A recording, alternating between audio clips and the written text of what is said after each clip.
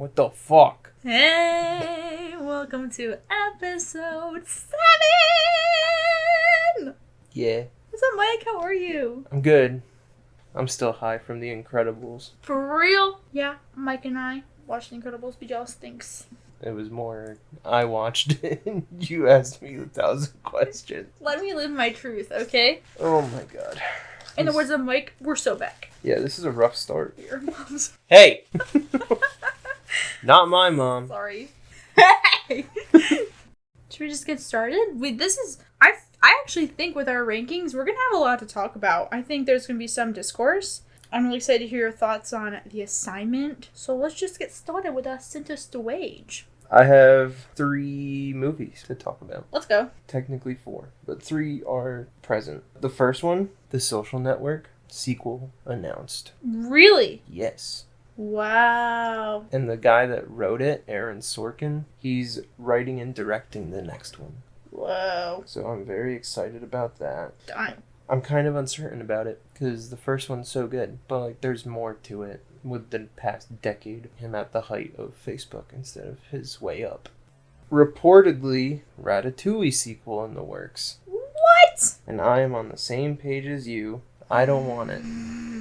I'm going to assume you don't want it either. No. My immediate feeling was same boat as Social Network. I don't think it should be touched. Yeah, for real. And follow-up to the Ratatouille sequel announcement, Elio was Pixar's largest financial flop to date. Dang. That doesn't mean it's a bad movie, though. Do want to note that. I haven't seen it, but I just in case it actually is good. After 10 days in theaters, it only made $49 million.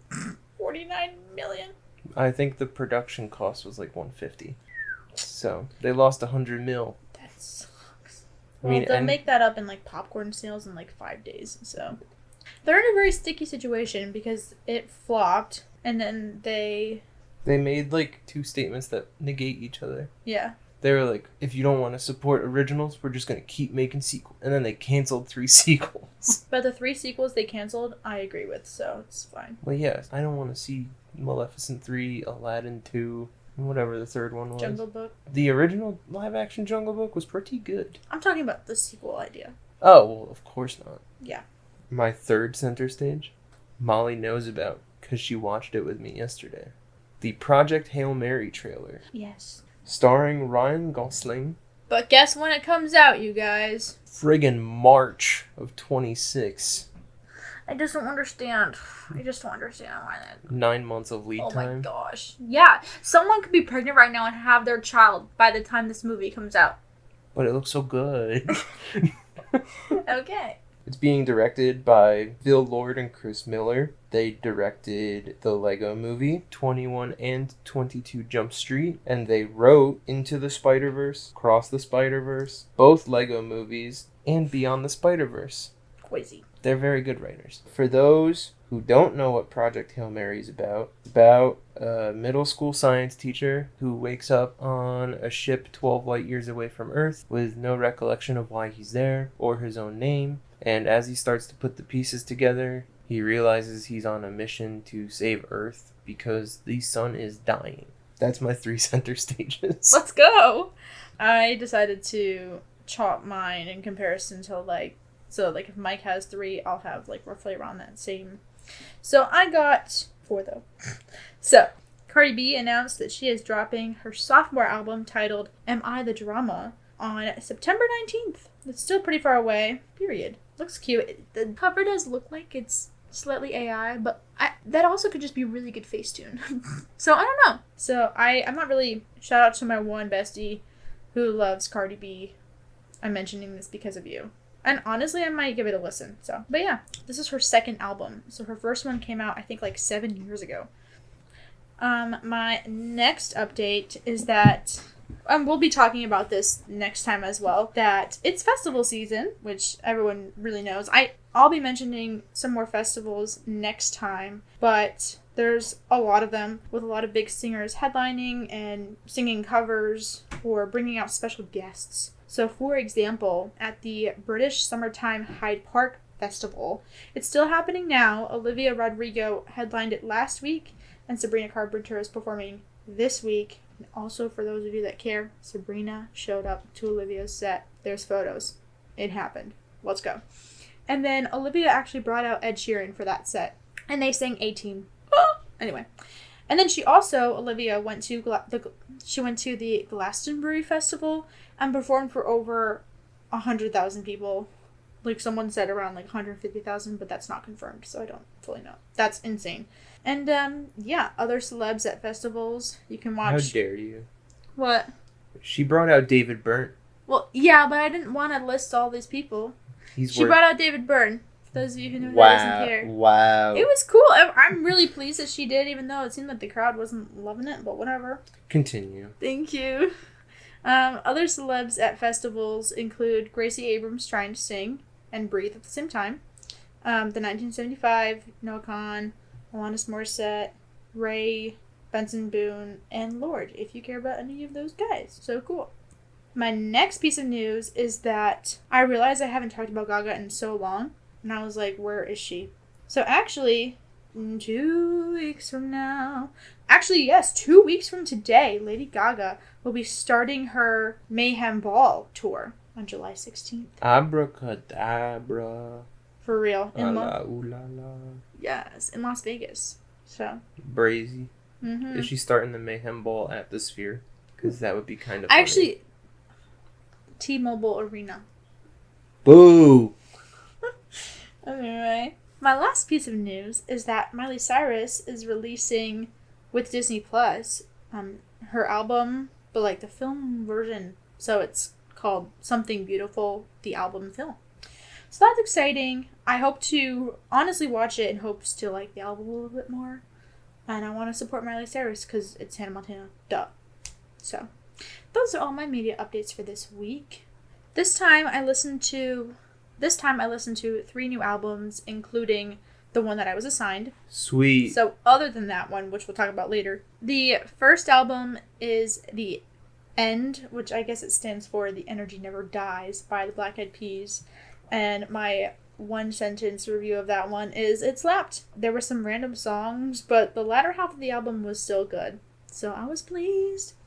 The next album is Joe Jonas's newest album called Music for People Who Believe in Love.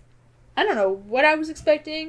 It was pretty good. She's cute, and she is different than the Jonas Brothers, and I at first was like, why? Because they're so awesome, but he's going through a lot of personal stuff. I like that he had that separate from the Jonas Brothers repertoire.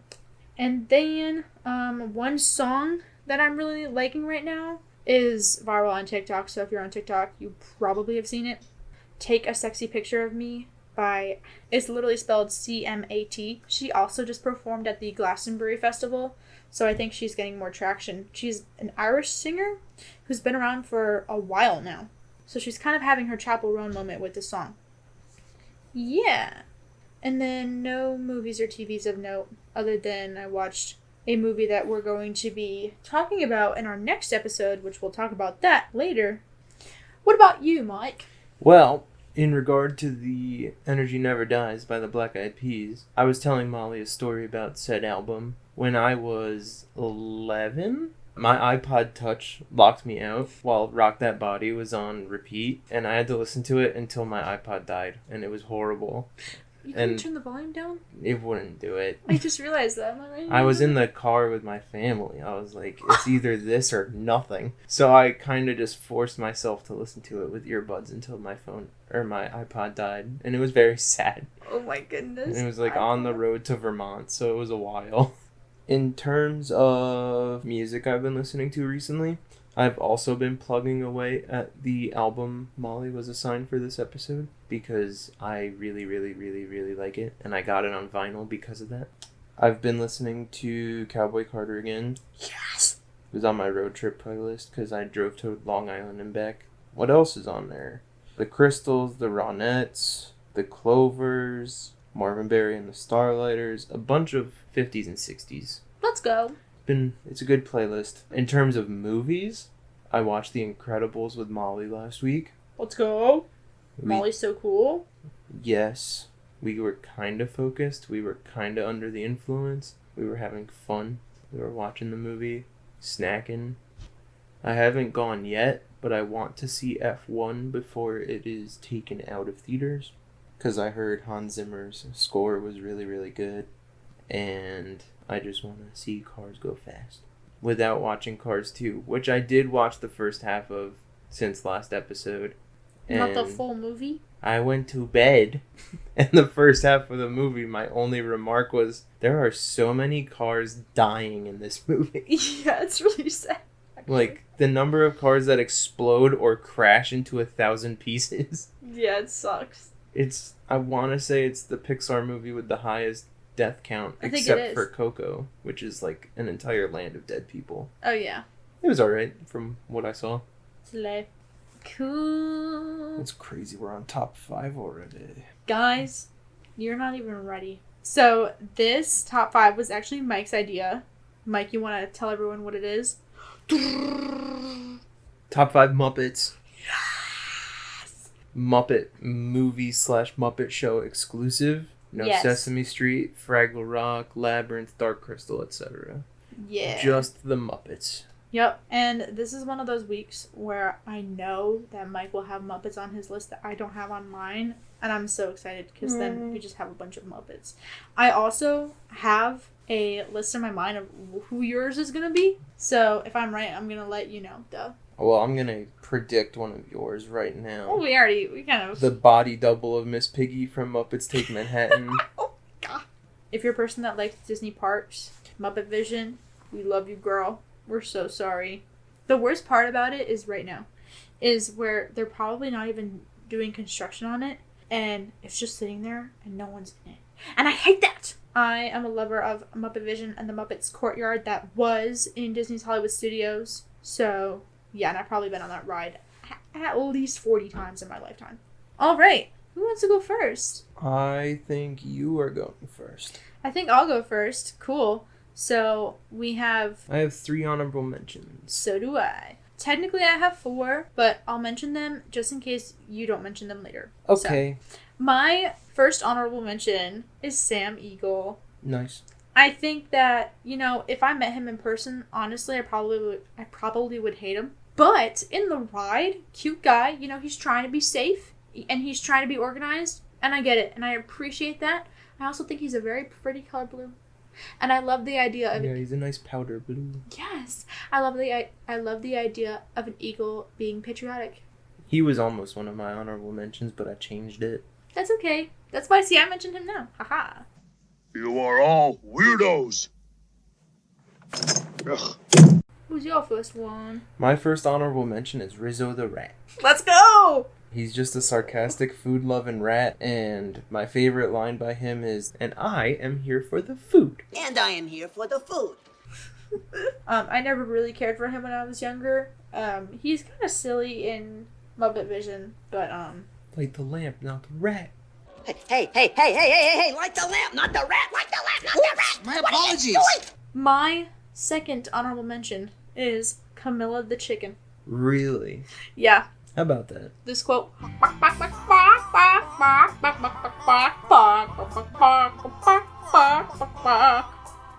Gonzo a freak for loving a chicken like that. I love her. I love her pals. You know what? She's just a girl that wants to cluck sometimes. Clucking Gonzo for real. Okay, I didn't say that. I did. Okay. Who's your second honorable mention? My second honorable mention is Zoot, the saxophone player from the Electric Mayhem. Let's go. Zoot is my second honorable mention because he's perpetually baked, and my favorite line is not from him, but it's to him in Muppets Take Manhattan. Well, those producers looked at us like we were from outer space. What? No, man, go back to sleep. Nobody's landed. And then Zoot passes out. But yeah, he's my second. My last honorable mention, I did put them together, Beaker and Dr. Bunsen Honeydew. Now, What a duo. I loved Beaker when I was younger. Super cute. But you can't really quote him. That was basically it. Like, he's super cute, and my sister, like, he reminds me of my sister, and that's awesome. And I've grown to love him and Honeydew's friendship. They're really so cute. They're really, like, I see them as the Bert and Ernie of the Muppets. For real. Just science. And for that, I love. So there they are. I have a quote about Fozzie and Dr. Bunsen Honeydew together. Alright, let's go. It's from the opening of the original Muppet movie. Cool. They're like sitting down for the screening of the Muppet movie. I'm so nervous. If I'm not funny, I won't be able to live with myself. Well, then you'll have to get another apartment, won't you? He's such a cutie guy. Ah! What's your last honorable mention, Mike? My third honorable mention is another Electric Mayhem member. Exactly, it's Animal. Yeah, he's the rocker of the Electric Mayhem. My favorite line is... Show 'em what you do, animal. What do? Beat drums! No, beat drums! Beat drums! Beat drums! Beat drums! Down, animal. Down! Back. Sit! There is a story behind Animal's fascination into my life. So I believe it was 2021. They had the Muppet movie at Regal for $1 during the summer because of COVID. And my friend Josh at the time had never seen it. So I said, "You uncultured swine, you are going with me," and we are sitting front row. And that's what we did. Let's go. And he was enjoying it for the most part. He wasn't laughing like a real one would. We got to like the halfway point after they like meet in the church and introduce everybody. And he leans over to me and goes, "Mike, is Animal supposed to be representation for the mentally challenged?" And I had to be deadpan and go, "No, you dickhead, he's just a drummer." And we both had to stifle our laughter for a solid 20 minutes. And then I told my roommate at college this story, and now he and I use Animal from the Muppets as a vague slur for if we do something stupid. We're like, "Yo, you're being Animal from the Muppets right now." Oh my gosh. But- He's so cute though. Yes, Oh. so he is my number 3 for honorable mentions. Let's go. Well, glad we're talking about Animal because my number 5 is actually, I put the Electric Mayhem, specifically Animal and Janice, because I like them both. Janice, a real one. Janice is a real one. She's not on my list, but she's a real one. See, I thought it might not be on yours, so I was like, she's got to go on mine, and because I also love her too. And She would have been honorable mention if she was. in 6th grade, I showed up to our middle school's Halloween happening as Animal. Sick. It was awesome. I danced to Gangnam Style in the gym alone in an animal costume. And I'd do it again. And I watched the newer movies and the newer shows that came out. You should watch in, the like, originals. The 2013 to 2016. I should. I think Janice is a real one. She's so underrated. I also love her voice. They all of the Electric Mayhem, they sound so stereotypically 70s band, and I love it. Like, Dr. Teeth, come on. Zoot, come on. Animal, and like Janice's voice just sounds like the voice of a singer from the 70s, and they're all just so cutie. Yeah, it's a Valley Girl accent. Yeah. Um, They're just so iconic, and so that's why I put all of them, but specifically those two, in my number 5. I have a quote for Janice for you. Thank you. It's from The Great Muppet Caper, and they're in the middle of being asked to be quiet in the scene, and she is like the last one talking as everyone quiets down. Look, Mother, it's my life, okay? So if I want to live on a beach and walk around naked... And then it cuts out because she catches that she's the last one talking. See? Period. Literally. I just want to be her friend. What the heck? That's so awesome. It's a great quote. That's lovely. Thank you so much for that. I also love Animal and Jack Black. Well, I also love Jack Black. Let's get rockin'! But him with Animal, that was amazing. And even though I'm obviously upset that Muppet Vision 3D is no longer going to be a ride, they are giving, I guess, all the Muppets, but I assume it's specifically going to be the Electric Mayhem, Disney's Rock and Roller Coaster. So I can't be too upset. Hopefully, that'd be so cool if they made like just new music. Oh my god, that'd be so cool. Anyway, Mike, who's your 5th? My 5th is 2 people as a unit, Cool. and it's not Beaker and Honeydew. Okay. It is Statler and Waldorf. I like them. They're old heads, but they get funnier as I get older because I can relate to them more and more. They're hilarious. I have a quote. You do? Yeah. Which one? At the very end of all of my quotes are Muppet Vision quotes. I don't care. That's fine. At the end of Muppet Vision 3D, as the lights are turning on and people are getting ready to leave, one of them says to the other, Well, what do you think? We have time to go to the bathroom before the next show? We can't, you old fool. We're bolted to the seats. They're lovely. And I was going to say one more thing about them. Let you go while I'm thinking about it. One of my favorite quotes from them, because they have so many from the Muppet Show and the movies. My favorite is, I'm Stetler. I'm Waldorf. We're here to heckle a Muppet movie. Gentlemen, that's straight ahead. Private screening room D. Private screening? Yeah, they're afraid to show it in public. Oh! Oh, look at this place. What a dump. Bunch of weirdos around here. Look at them. Dang. yeah. They're the OG haters, for real. Yeah. Cool. So, Mike, you're going to have to plug your ears for this next one. No, I'm not. Okay, yeah. I'm going to act like you're doing it. So I can say, my number 4 is Miss Piggy. Erica, plug your ears. Close your eyes. I love Miss Piggy. I do. I cannot lie. The only reason why she's number 4 is because, in comparison to the 3 above her, she's not a good person. Yeah, she sucks. So, well, that's me, but... when I was younger, I wanted to be a fashionista, and she was, like, the icon. Like, I can't knock her down. I can't lie, I loved her. So, and the karate, and even though she was really interesting with Kermit, you know, she loves her man. And she wants to stick up for him. She wants to fight for him. And arguably, he didn't fight for her, but whatever. But then he did, so it's fine, but whatever. So, yeah, and I also like France a lot. And she likes France a lot. Oh, sometimes it is wearying being the only person around here with culture and refinement. She like long sweat and she just wee wee ho ho. I'm like queen. She's really good at roller skating. Yeah! Which is awesome. So, yes, I love her. She's there. I know she's not on Mike's list. I know that she would, if we were doing our least favorite Muppets, I know she'd be on that list. Correct. So, I think she'd be number 1. yeah. She's just evil. I get it. But she's like the Sharpay Evans of... So, yeah. Who's your number 4, Mike? My number 4, Waka Waka himself, Period. is Fozzie the Bear. Let's go. Fozzie's my number 3, so let's just talk about him right now. Okay. Together. Why is he your 4? He's really good in, like, every movie. I've only seen a few episodes of the show. I like his vaudeville stand-up routine with, like, really bad jokes and props. And his comedy is short and witty, kinda. Like, he doesn't get the joke, but he's saying it anyway. Mm-hmm. Molly knows this, but one of my favorite lines is from the original, when they're singing Moving Right Along. Ah, a bear in his natural habitat. A Studebaker. And the context of said Studebaker is also very funny in the movie, because he and Kermit meet at the El Sleazo, and Kermit convinces Fozzie to, like, travel the country with him to audition for a role. When they get in the car, Kermit's like, Gee, a Studebaker. Where'd you get it? Oh, my uncle left it to me. Huh? Is he dead? No, he's hibernating.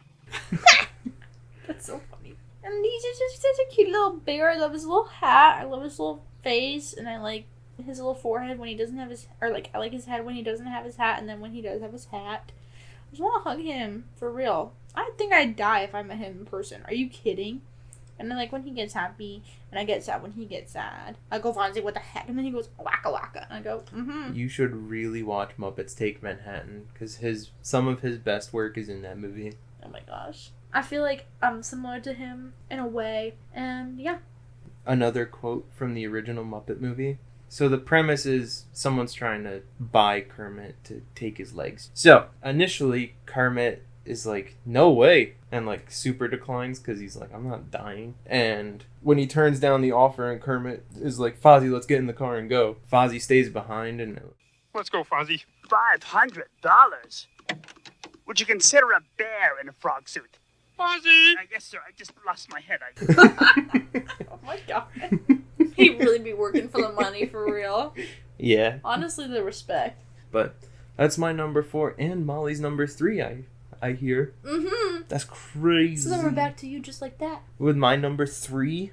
Yeah. My number 3 is the piano-playing dog, Rolf. Let's go. He's also sarcastic and deadpan. He's very good in the original when he's working at the restaurant that Kermit and Miss Piggy have their first date. He's the piano player, and Miss Piggy kind of leaves Kermit hanging at the restaurant, and Kermit goes and hangs out with him. I really need to watch this movie. It's so good. And Rolf kind of consoles him while they're just hanging out, and they're like, "Oh, women," because it's from the 70s, so it's still funny. And Rolf is like, I finish work, I go home, read a book, have a couple of beers, take myself for a walk, and go to bed. Dude, I want to be him when I grow up, for real. he's also in Muppets Take Manhattan. And in the movie, he's working the front desk at a dog kennel. This really highbrow international businessman is coming in with his dog. He's like very minute details and specific on how to treat the dog because he's like highbrow and spoils his dog. He's like, she likes squeaky toys. It's like the specific newspaper squeaky toy, and he's like, Snookums prefers the rubber Wall Street Journal to the rubber Washington Post. Don't we all? Write it down. Yeah, rubber Wall Street Journal. Right. He's such a dude. I love that. Oh my gosh. It's such a good build-up to such a small joke. But that's my number 3 is Rolf the dog, whose head is a basketball. Wrapped in felt. Cool. Well, not felt, but brown fabric. Yeah. But he's a solid, basketball head. That's a solid 3. Yup. Alright, my number 2. Mike should not be surprised by this. Classic, The Swedish Chef. I think he's a silly little guy. I think it's interesting that his hands are human hands. I think it's funny he just goes... I can relate to that for some reason. His like fruits have like faces. Oh my gosh! And when he opens like the fridge to like burn it all after in the 2013 Muppets, he's like woo-hoo, and then he goes shh. He's so funny. I go, oh my gosh. And the only reason why he's number 2, honestly, originally he was going to be number 1, is just because I connect with my number 1 a little bit more. And I thought about it this way, my number 1 makes me cry. The Swedish Chef has not made me like cry, I guess. But that's because all he does is and I love him. Look up some of the Muppet music covers. Slaps. Oh my god, slaps. And some of bigger stuff. Oh! So go listen to that, because that's also what's making me rank these characters in their places. So, my number 2. What about you, Mike? My number 2 is Kermit the Frog. Okay. I know what your number 1 is. We'll see. Okay. Kermit, he's kind of like the central glue of the original team. Mm-hmm. Like, he's the main character of the Muppet movie. And the Muppet Show, he's the host. He's technically the first Muppet ever made, besides Sam and Friends, which were for a coffee brand. And then Kermit was like on talk shows, and then the Muppets started. I also like his optimism, even if he does freak out. Yeah. Don't we all? Like one of his quotes, "It's nice to be important, but it's important to be nice." For real? Oh my god. When they're reading the map in the original Muppet movie, also one of my favorite Kermit lines. Oh, well, how about let's take the blue line, huh? No, we can't take that. That's a river. Oh, I knew that.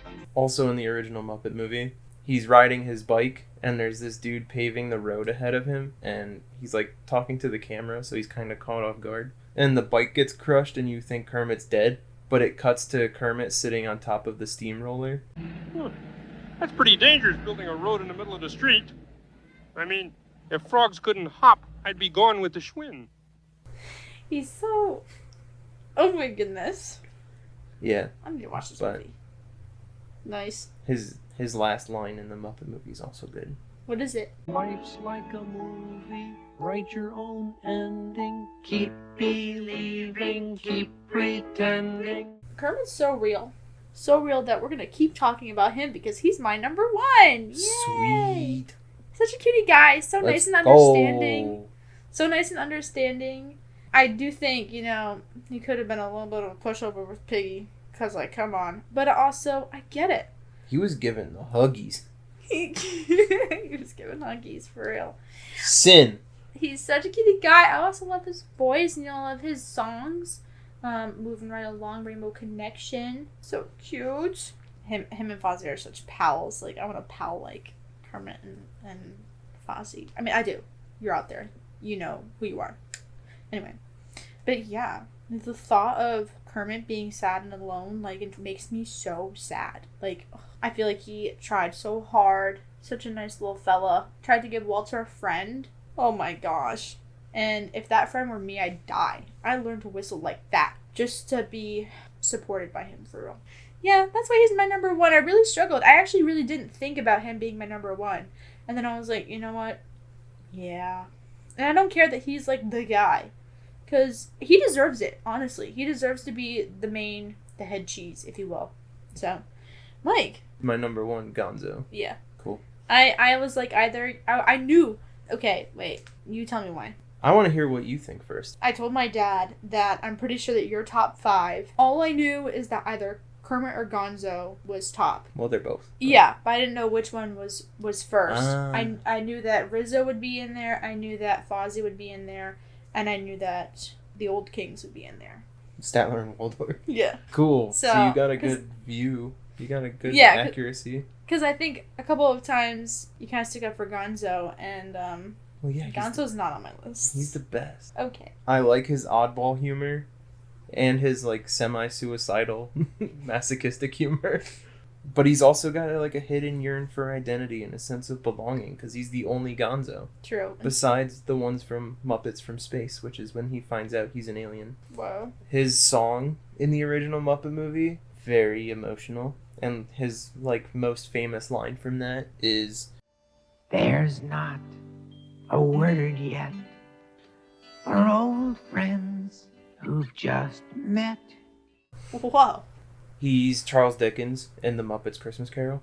He's like the narrator, interacts with Rizzo.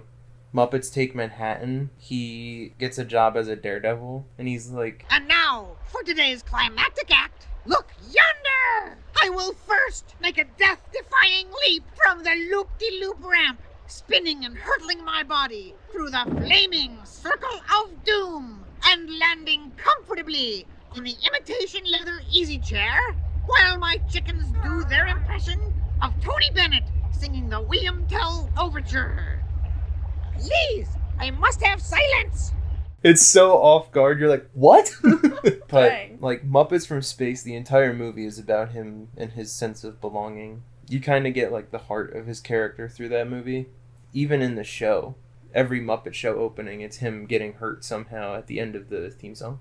Great Muppet Caper. They're trying to call a taxi, and Gonzo's like, "Let me do it," and he just yells taxi and jumps into traffic, and the taxi stops right before it hits him.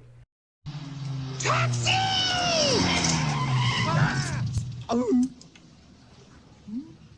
That's very effective.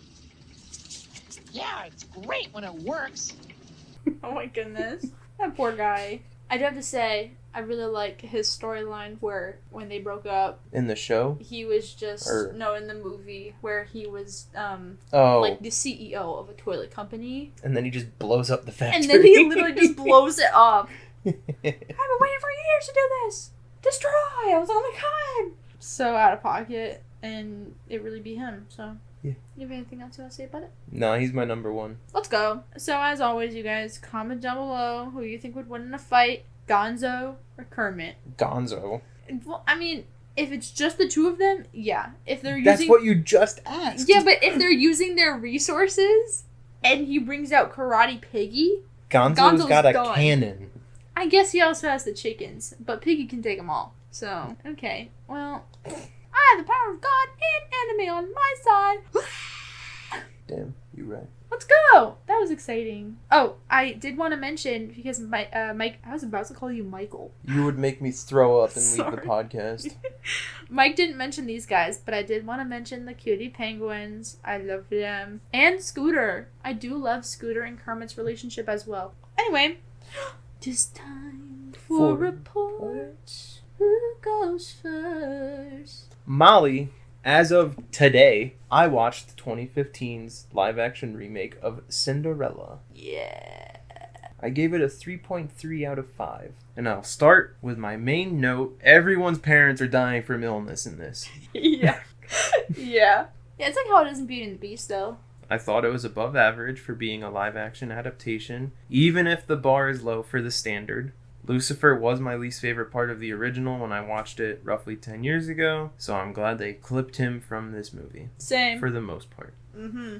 Music. My one looming thought, where is the music? It was very odd to watch the pumpkin carriage scene without Bibbidi Bobbidi Boo playing. Same goes for A Dream is a Wish Your Heart Makes, when she's in the attic all alone after Tremaine and the stepsisters leave for the ball. That's supposed to happen. Mm-hmm. So, like, yeah, they were both in the end credits, but, like, it's a Disney musical. Bring on the music. I don't think... The original definitely had the songs in it. Yeah, but I don't think they wanted... I don't think it's... I think they should have kept the music in the movie. The 2 songs, at least. Costume and hair. I thought the costume design was bright, vivid, flowing, and accurate for the vibe they were going for. Same goes for hairstyling. However, there are flaws. The prosthetic teeth for Helena Bonham Carter as the fairy godmother, wild. They were like straight white veneers. If you know who she is, she does not have those. So seeing that, I was like, what the hell is happening? I think her whole look is terrible. Also, I can't really explain it besides she's a brunette through and through, but blonde Haley Atwell was off-putting to me. See, when I first watched it, I had no idea that it was her. That was the first movie I saw her in, because I didn't see Captain America until I was older. Casting. Stepsisters were annoying, so I guess they did the casting well. Mm-hmm. Helena Bonham Carter as the fairy godmother seemed fine, but the teeth were crazy as hell. Molly watched Tar and said, "Let me match your cunty Kate Blanchett." Yeah, I think she is spectacular. Yeah, and being a bad person. A lot of Letterboxd reviews praise Richard Madden as Kit. I thought he was just okay. I think it's because he's hot. I guess that verifies I'm straight as hell. I mean, he was like... Now, it makes sense that this was her breakout role before Baby Driver, but Lily James...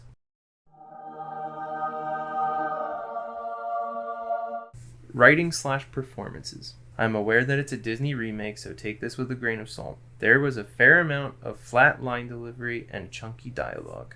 I was laughing to myself during the scene where Ella's mom was sick and dying, when she said, "Ella, my darling, I want to tell you a secret. Have courage and be kind." That's a secret? That's just a life lesson. Yeah. It came when Ella had to leave the ball at midnight. But before that, when the fairy godmother was like, "Yo, you got until midnight," she was like, "Midnight? I've got more than enough time." And then midnight hits and she goes, "Ah, shit, it's midnight. I'm out of time." Well, because she wasn't expecting to have such a good time. Her time at the ball didn't seem as long as it could have been. Like, it just cut to being like, I gotta go. Yeah, they could have had a little bit more stuff happening at the ball. And then the next morning, when she's making tea for the stepmom and the sisters, like, she's sashaying and swaying while she makes the tea, and she's smiling. And I was like, great, cute, Disney sweet euphoria. But then, the following shot is her in the attic writing in her diary, and she's, like, heaving breaths, and her chest is moving. And I'm like, chill. Like, she's recounting everything about the night with Kid. And I'm like, you freak. See, I have thoughts, but I'll write them down. My last remark / wrap up for the entirety. Tim Burton did Alice in Wonderland and became the Oppenheimer of the Disney remake era. He did not know what he was starting. But that's my review. I'm ready to discuss it. I will say that I actually don't think it's really a kids movie. I mean, I know all Disney movies are kids movies. I think it's more of a teen movie. But for example, I also, like, I didn't understand that. I was like, oh, her dad just ran away. I didn't realize he died when I was a kid. And I was like, oh shit, he died. Oh, that's one last comment about her dad. I don't think I have it in my review, which is sad because I definitely drafted it. It was like his first scene when she's like 11 or 12. Mm-hmm. And he comes home from like the long run of being a merchant on the street, and she like stands on his feet and dances. I was like, that's gonna be me someday for real. Oh, that's wholesome. Yeah, I know. Okay, I have to keep talking about the teen thing, and I have to go back to the other thing. But for example, when Cinderella and the prince are on the swing set, and he like puts his hand on like her like back or waist or something like no it was sorry when they're literally about, and she goes yes, when they're about to dance, and she goes like, come on, you're telling me a kid's supposed to do that? No, come on. I was like, hey, I'll chill. live vicariously through her for that. Are you literally kidding me right now? And then the swing, come on, that's so cute. And I love the side story of it all, how they meet separately. It gives him way more depth than just being a dude who meets her, where he's like, who are you? And she's like, you don't know me, but I also don't know you. And then don't kill that deer. Yes, I love that sort of thing. How they also never followed up on that to like prove that he didn't do it. Oh, true. Well, I guess it isn't really important at the moment, but well, it is to her. But... True. Okay, you got me there. The only thing that I do think was a little bit odd is that the fairy godmother put a spell on Cinderella. Your family won't be able to recognize you. But then afterwards, when she was dancing, stepmother knew right away. From the stepmother, I'm like, what did she see then? Like, whose face did she see? Like, you know what I mean? Cool. Wow. So a 3.3. What's a 3.4? I initially had it at 3.5 because there's other movies I've given 3.5 that I like more than this. As much as it's enjoyable, it is a remake, so I knew what was going to happen. I'm glad they took the cat out. I'm glad there was future me representation in the dad. I'm glad she got her wishes fulfilled. Also, kind of wild that she forgave the stepmom at the end. I was like, I would kill this woman. Mm-hmm. Through the entire movie, I was like, this stepmom deserves a clean right hook. I don't know. Forgiving her, I was like, really? But I don't know. I mean, it was good. It's not great, but I enjoyed it. You can also forgive someone knowing that you're never going to see them again for it to not matter anyway. Well, that's fair. I mean, she probably meant it because she's a good queen, but yeah, that's what I thought. You can just be like, I forgive you, and then that's what I read that as. But yeah, I did enjoy it. I do think that we have to watch Cinderella 3 then. What? There's 3 of them? Yeah, but the second one's stupid. So I know the second one's about a kid. Am I thinking Little Mermaid 2? Oh, Anastasia, you are thinking about Little Mermaid 2. Dang. My beautiful melody. But yeah, Little Mermaid 2 actually slaps. But Mulan 2? No. Mushu, you listen to me, everyone. Eddie Murphy's. Mushu ruined Mulan 2, and I stand by that. You can say that he's great in Mulan 1. Awesome. Sucks in Mulan 2. Okay. This rage is coming from a comment section I saw a couple of days ago where someone was like, we all know Mushu held up Mulan 1. And I was so tempted to start a war and be like, yeah, well, he freaking crumbled Mulan 2, so who cares? Anyway, yeah. We'll watch Cinderella 3 because it's actually very good. It is very good. Okay. And you know the stories, so haha. I didn't say I did. You did know the Cinderella one. Well, I knew the first one, yeah. Yeah, a lot of people do. Well, yeah, but you don't know the Cinderella tweet one. If I would have known that it would have just lost points because you knew the original story already, that mattered, I probably wouldn't have assigned it to you. I wouldn't say it was a critical factor. It's just what brought it from a 3.5 to a 3.3 was that. I'm still happy that you've seen it and that you liked it. Yeah. So, I'm cool.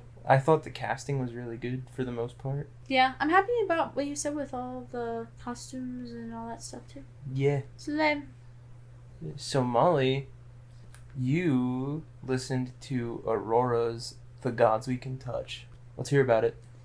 Alright guys, kind of like Mike, I actually listened to this album 2.5 times today. Let's go. To set the scene, I listened to this album in my car going to and from work today. I normally wouldn't do that. I would have continued to listen to it at work. If there was like a more overall theme or something like that, you know how like Billie Eilish, like each song kind of goes into the next one? There wasn't something like that. So I was fine to pause. I love car music time. So I knew that I would remember what I listened to if you're worried about that in my review. I also listened to it again at home for my 2.5 time with both headphones. So sweet. Yeah. Let's go. While I was typing this and getting prepped for right now. So sweet. Before I actually talk about the album, Aurora is currently 29 and she is from Norway. Off topic, her birthday is June 15th. Let's go, June baby. Let's go. My birthday's in June. So that's why I'm hype. According to Wikipedia, people call her the Fairy of Pop, which I guess it's only Wikipedia because I couldn't find that anywhere else. Her first album was in 2016 and she did well on the Norwegian charts. In 2021, her song Runaway went viral on TikTok, and that's how I know who she is. Besides finding out shortly after that she was the voice calling to Elsa in Frozen 2. Her genre of music seems to be described as a mix of all kinds of pop, so like art pop, synth pop, electro pop, Nordic folk, so like also like folk pop or like Nordic pop. She has had 5 tours in her career so far, headlining tours. She is a feminist and an environmentalist, and she supports the gays. This specific album, The Gods We Can Touch, came out in January of 2022. So, now, onto my thoughts. Based on how I knew Mike liked her music was not what I was expecting in an overall good way. I thought it would sound more like Always, where it was like super duper dream-like, full of lyrics. But it sounded more mainstream pop than expected. That's good in my case. That's a genre I really like right now for some reason. Her voice is lovely, and her tone is very clear, very strong. Want to know what her breathing exercises are. She implements a lot of cool sounds, rhythms, and chord progressions specifically. For example, right away in the second song on the album, Everything Matters, she has a riff on the words baby. Like a baby. I think it's also in burst. It's like, wow, that you just really wouldn't hear that sort of thing in that type of genre of a song. The song specifically is also in G minor, and then it shifts to the harmonic minor, which is really cool. Some of her songs reminded me of Ariana Grande's, only because she added some extra vocal layering, but not the whole time, like Ariana does sometimes. So that was really great. The main consistent aspect in all of the songs is that her voice is great, and each song had different textures and layers, also with some acoustic sounds. But she's pulling from a lot of different genres here, and that was great. Making each song clearly stand apart from each other based on the textures. Another consistency I didn't always enjoy was how many lyrics there were. Just think about how many times I'd have to listen in order to remember them all. Not the choruses though. I'm just talking about like the verses. Tying into what I said about rhythms, the third song, Giving Into the Love, had a chorus that was very catchy. My main issue, if you even want to go there and call it that, is that I couldn't understand the theme or the main point. What or why are there gods we can touch? Some of the songs I couldn't always understand what she was saying, like because I actually couldn't understand what words she was saying, but also I couldn't understand what she meant or what those words meant. It was definitely better with headphones, I would say, understanding her. It was in general better than understanding Always at first. So I don't think there was a lot of sound over her voice. Her voice was very clear. I think could have been maybe her accent, which it sounded beautiful. And I really don't mind looking up lyrics, so that's not a bad thing in my opinion. Her Norwegian accent is awesome. It's lovely. And I love that she says love and not love. Apparently this album is inspired by Greek mythology. Did not know that until I looked it up. Religion is also heavily involved. Makes sense. It kind of sounds... It's also the gods we can touch. Yeah, that too. It's really great. There's a lot of Latin and jazz sounds as well. I already said like acoustic guitar in there. And like sometimes her voice, it doesn't sound like it's surrounded by all these pop stuff. Mm-hmm.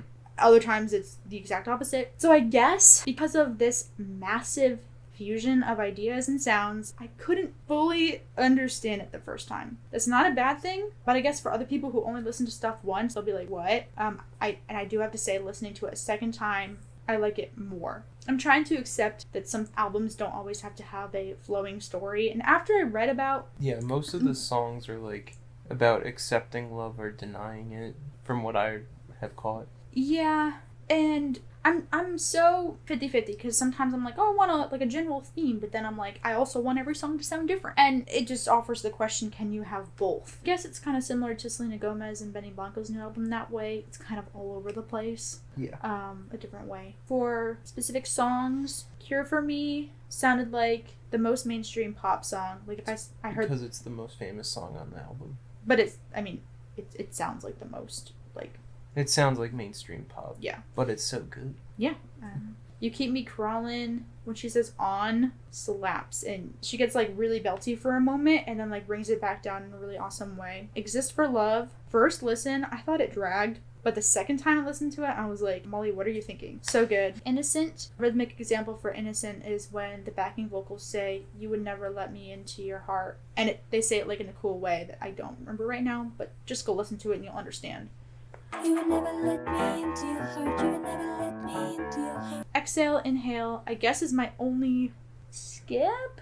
I obviously listened to it all the way through the first time. The second time, I was like, okay. It was just, so. Temporary High, slaps. Mm-hmm. Definitely Rolling Down the Window song. Absolutely. A Dangerous Thing, I think it should have been called I Keep Forgetting. She said a dangerous thing once, which, like, normally I'm, like, all cool for that, but it really had nothing to do. Okay. Odd at first, but one of my faves on the album as of right now, top 5. Artemis is a really good example of good melody and backing vocals, no idea what was happening. Same with Blood and Wine. I normally don't like songs at the tempo that Blood and Wine was at. It was, like, a little faster than a ballad, but too slow to be a dancing song. Mm-hmm. I don't, in general, she was better a second listen. For This Could Be a Dream, that's the second to last song song on the album. I thought this was the final song until I looked, and then I was like, oh, there's one more. But at the time, I was like, this is a great last song. It almost sounded like early 2000s ballad with more dreamlike sounds included.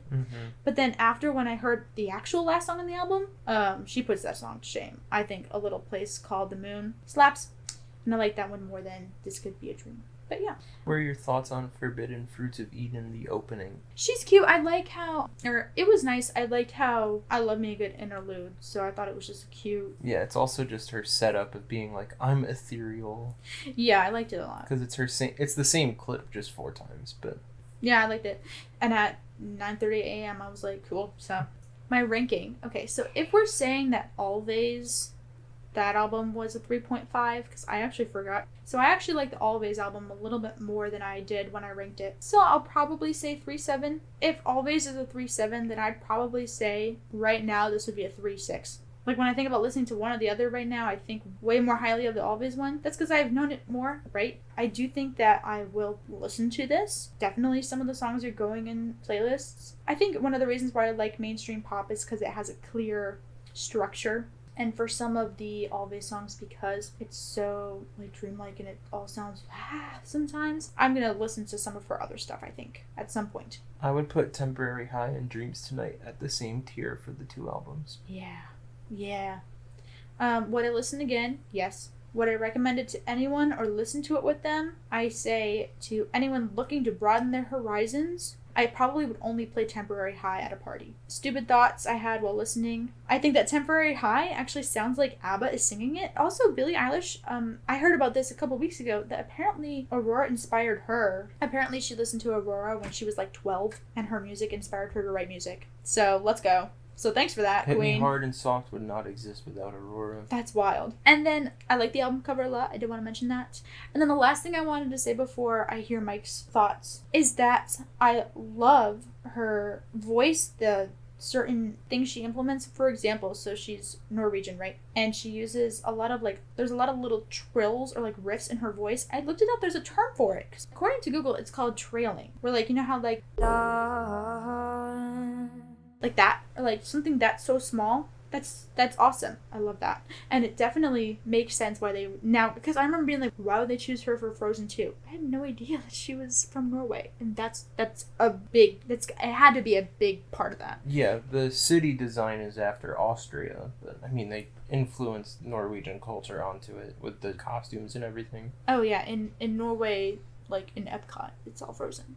I wouldn't call it yodeling, but basically when you're moving between two, like, registers of your voice, if you're going from like soft to loud or something like that, or if you're going lower to higher and then getting soft to loud at the same time, sometimes you need to implement like that sort of thing, if that makes sense. It kind of sounds like a yodel. If I can find an example, I'm just gonna stick it here. Cool. Mike? I'm glad you enjoyed the album. Thank you.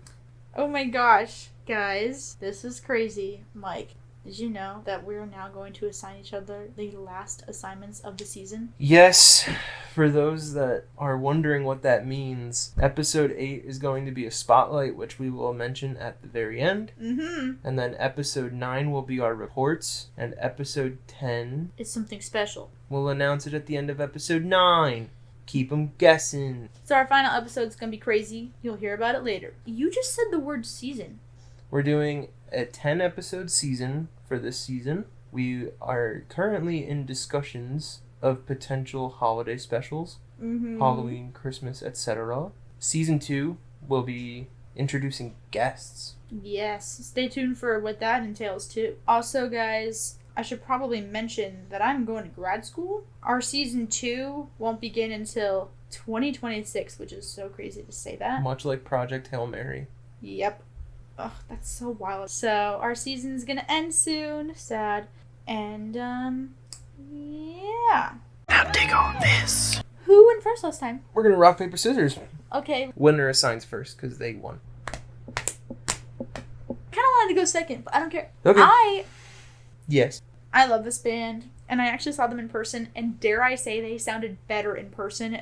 You're going to listen to The Battle at Garden's Gate by Greta Van Fleet. Cool. Yes. Are you ready for your final dig on this? Yes. What is it? I'm going to tell you right now, it is a movie. Okay. And our VIP listener, Joey, gave it the stamp of approval. Wow! It is Disney's Atlantis the Lost Empire. The gist: a map maker dreams of completing a quest started by his late grandfather. When a journal surfaces, a billionaire funds said expedition with a ragtag group of eccentric explorers. Yeah, I'm very excited. And it's on Disney Plus. So, I'm pumped. Greta Van Fleet and Atlantis are the final assignments of season 1. We also have our second to last one song spotlight. And I actually already picked mine out too. Mine is a doo-wop song that was featured in season 3 of The Bear, which is where I heard it for the first time, but I like it overall. It is Baby I Love You by the Ronettes. That is my one song spotlight. Nice. Mine is a little bit more recent. A lot more recent. It's Montana Sky by the Jonas Brothers. It's on, I don't think it's their newest album anymore. They have an album, I think it's literally just called The Album, which, love you Joe Rose, but what the fuck. But it's a great album, so I actually went to the tour for that album. It's cute. It's a really nice song on the album. If I could roller skate, I would to that song. But if I could roller skate, I would never roller skate with headphones. So then I couldn't. What if you had like a private session at a roller rink and it was just you? That would be so cool. With headphones, like a silent disco. That'd be so cool. Guess what? Our next episode is a spotlight. Yes. Mike, you want to hit them with what it is? It's a movie that Molly and I watched at her grad party. High school grad party. And we both knew and loved the movie before that. And it's just one of those things where Molly and I clicked and went, whoa, you know this? I know this. Mm-hmm. My sister knows this too. She loves this movie as well. This movie is 2013's The Way, Way Back by Nat Faxon and Jim Rash. It's a very good movie. Mm-hmm. So you should listen. The soundtrack is very, very good. It's really good. Great themes. The directors are in the movie. Yes, that's so cool. Great actors. So get excited for that. And you'll hear our reports from this episode in episode 9. Mm-hmm. Because Spotlight is the main focus for the full episode. Yep. We'll probably have our reviews posted on Letterboxd and Music Board probably the week before then. So if you really want to know. If you want to look ahead. It's our number 1 favorite. Nice. Followed by The Incredibles, Ratatouille, and 2011 The Muppets. Placeholders for now until we find further agreeing things. Yeah. Thanks for listening. To episode 7. 7. Oh my gosh. 7. If you're listening to us on YouTube, we also have Spotify. If you have that. If you're listening to us on Spotify, we are also on YouTube. And if you're listening to us on either of those, what's up? You can also find us on Instagram and Facebook if you want to see some fun story posts. Or get in touch with us. Tell us your thoughts on anything we've said at all. 7 episodes. I do have one final note. What is it? From a fan. Whoa. I visited a friend from college who listened to our first episode the night before I visited, and she recommended we listen to the band Coheed and Cambria. Cool. So we should check that out. Thanks for listening, guys. In the words of Truman Show. In case I don't see ya. Good afternoon, good evening, and good night.